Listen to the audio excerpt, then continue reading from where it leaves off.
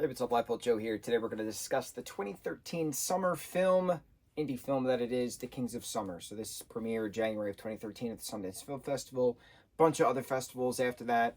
Had a theatrical release July of 2013. So you have Nick Robinson, Gabriel Basso, Moises Iris. They're the three main kids in this, three main teens in this. Then you have Austin Abrams and Lily Reinhart in this, as well as like other classmates who like visit them at the house they build in the woods. And I didn't know that 11 years ago when this first came out, and watching a lot of their projects since then, it's very interesting going back to something from over a decade ago to see faces that you're familiar with now and see how much they've progressed within their career. Very cool. I've said this plenty of times. It's great to watch somebody grow as a human. It's great to watch somebody grow as an actor.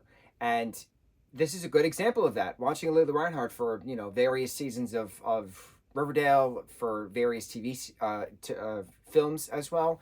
And to then go back to one of her earlier, she was in a few scenes films. Very cool. Same thing with Austin. It's a neat thing to see. So to have Nick, Gabe, and Moises together, very entertaining. The three of them bring a different dynamic to that threesome of friends as they live in the woods for a few weeks in the summer. And then, so how did they get to the summer, right?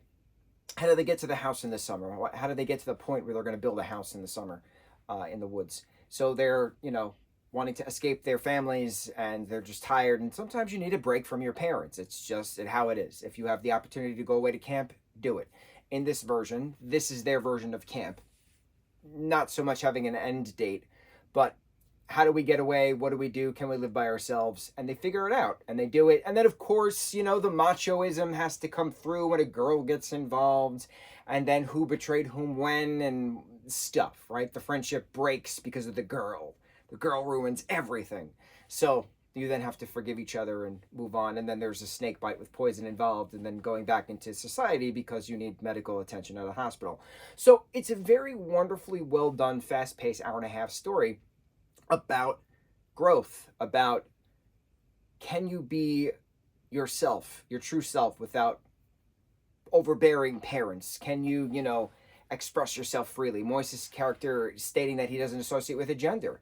That's a big thing in 2013, which I didn't pick up when I first saw it. Now that we're in 2024, and that's expression of non-binary is used more frequently, that word specifically non-binary is not referenced, but the conversation, very quick as it is, I don't associate with a gender. I didn't obviously pay attention to that 11 years ago, and here I am now paying attention to it.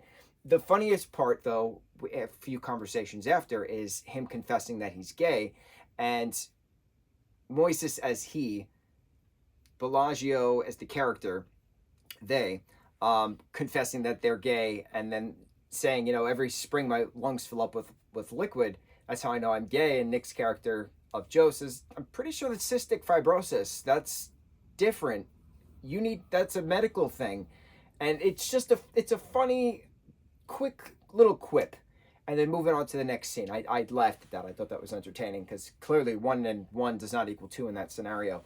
I liked the naturalism to it. I like the let's pick berries, let's forage, but then also, hey, I have money, let's go to Boston Market, right on the street side, past the woods, so I can hunt for chicken, kind of a thing.